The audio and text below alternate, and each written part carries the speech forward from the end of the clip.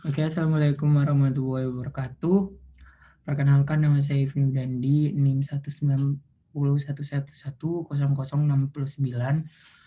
Di sini saya akan menjelaskan tentang salah satu kasus yang melanggar hak asasi manusia dari daerah saya. Ini kasus yang ada di Bangkalan, khususnya di Madura.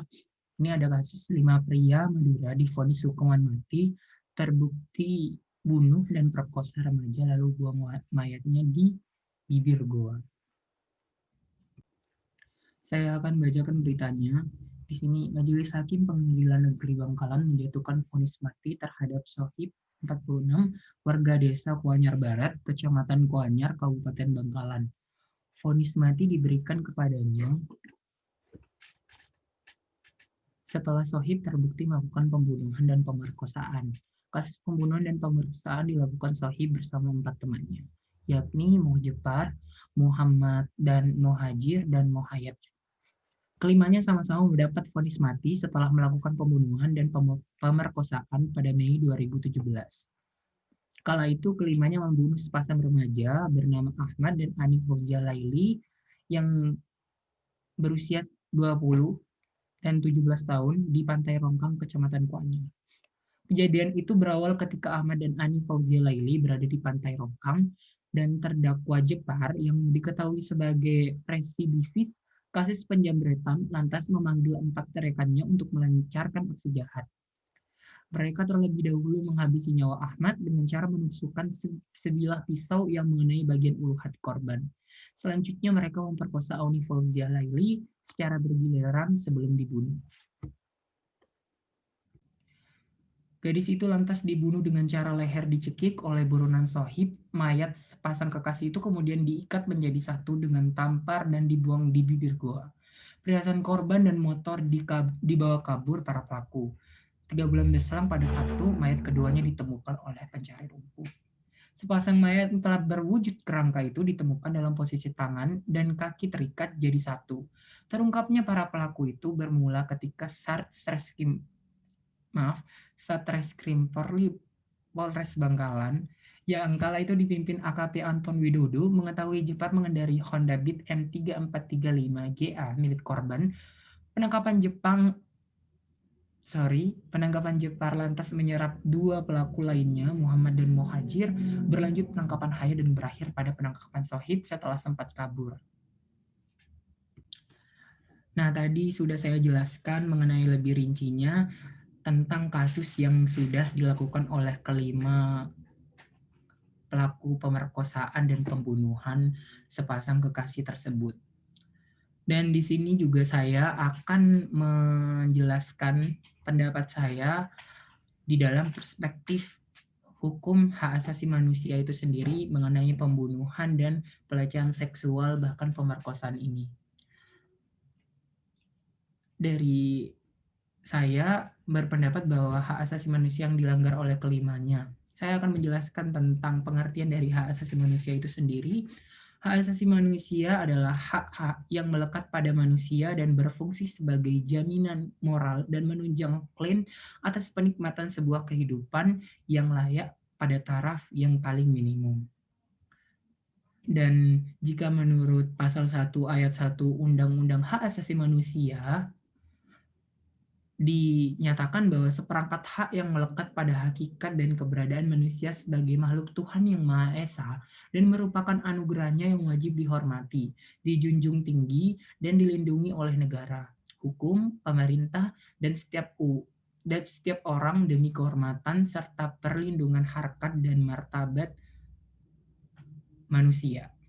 Yang saya garis bawahi di sini ada kalimat yang menyatakan merupakan anugerahnya yang wajib dihormati oleh dan dijunjung tinggi serta dilindungi oleh negara, hukum, pemerintah, dan setiap orang demi kehormatan serta perlindungan harkat dan martabat tersebut. Sedangkan dalam kasus tadi, 5 pembunuh keji tersebut sudah melanggar tentang kalimat yang mengatakan bahwa wajib dihormati. Mereka juga tidak menghormati orang yang hidup, mereka punya hak untuk hidup, dan Untuk yang perempuan juga mereka memiliki kehormatan yang harus dijaga, malah mereka habiskan secara bersamaan lalu mereka juga bunuh.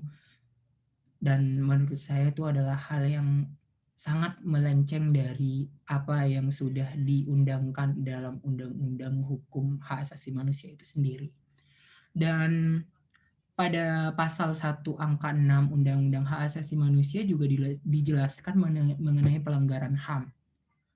Pelanggaran HAM di sini berdefinisi sebagai setiap perbuatan seseorang atau kelompok yang termasuk aparat negara baik sengaja maupun tidak sengaja atau kelalaian yang secara melawan hukum mengurangi, menghalangi, membatasi, dan atau mencabut hak-hak asasi manusia seseorang atau kelompok orang yang dijamin oleh undang-undang ini dan tidak mendapatkan atau dikhawatirkan tidak akan memperoleh penyelesaian hukum yang adil dan benar berdasarkan mekanisme hukum yang berlaku. Yang saya garis bawahi di sini, mereka sudah melakukan pelanggaran HAM. Di sini disebutkan bahwa setiap perbuatan seorang atau kelompok itu mereka termasuk dalam kelompok karena definisi kelompok adalah lebih dari satu orang atau jamak. Orang termasuk aparat negara baik disengaja, mereka melakukannya dengan sengaja atau kelalaian yang secara melawan hukum di sini saya garis bawahi bahwa pemerkosaan itu adalah hal yang sangat melawan hukum. Pembunuhan juga yang sudah diatur dalam pasal 36 di dalam KUHP 362 atau beberapa itu. Maaf, tadi saya salah informasi, sebenarnya ada di pasal 338 KUHP yang berbunyi barang siapa yang sengaja merampas nyawa orang lain diancam karena pembunuhan dengan pidana penjara paling lama 15 tahun. Dan saya garis bawah di sini bahwasannya mereka juga secara tidak langsung mencabut hak asasi manusia yang sudah melekat di diri mereka masing-masing sedari mereka lahir ke dunia ini. Selain mereka melanggar di pasal 338 Kitab Undang-Undang Hukum Pidana, mereka juga melanggar hukum hak asasi manusia, yakni di hak untuk hidup di dalam pasal 9 Undang-Undang Hukum Hak Asasi Manusia, hak untuk mengembangkan diri di pasal 12, hak atas rasa aman di pasal 29, 30, 33, dan 34 Undang-Undang Hukum Hak Asasi Manusia, hak anak atas perlindungan orang tua di pasal 52, 53, 65, serta 66 Undang-Undang Hukum Hak Asasi Manusia, dan menurut Undang-Undang Dasar 1945, mereka juga melanggar di dalam pasal 28A, pasal 28B ayat 2, pasal 28G ayat 1 dan 2, pasal 28I ayat 1, 4, dan 5, serta pasal 28J ayat 1. Selain membahas apa-apa saja yang dilanggar oleh pemerkosa tersebut, saya juga akan membahas tentang hukuman mati, bahkan hukuman kebiri yang sudah diterapkan oleh pemerintah sekarang. Saya akan membahas dan melakukan penjelasan mengenai hal tersebut. Mengenai adanya sanksi pidana mati di Indonesia, sekalipun itu merupakan pidana yang paling berat karena akan merampas hak untuk hidup untuk pelaku kejahatan, sekalipun setiap orang memiliki hak sebagaimana dimaksud dalam pasal 28I Undang-Undang 1945 yang menyatakan bahwa hak untuk hidup, hak untuk tidak disiksa, hak untuk kemerdekaan pikiran, serta hak untuk beragama, hak untuk tidak diperbudak, untuk diakui sebagai pribadi yang di hadapan hukum, hak untuk tidak dituntut atas dasar hukum yang berlaku surut adalah HAM yang tidak dapat dikurangi dalam keadaan apapun. Mereka juga harus tunduk. Mereka juga harus tunduk pada, selain mereka juga berkaca pada 28I tersebut, mereka juga harus tunduk bahwa mereka juga sudah melanggar. Mereka juga harus tunduk pada pembatasan-pembatasan yang ditentukan oleh undang-undang saat menikmati haknya. Jadi mereka tidak boleh hanya mempertahankan haknya, mereka juga harus bisa melihat pembatasan-pembatasan yang sudah dibuat.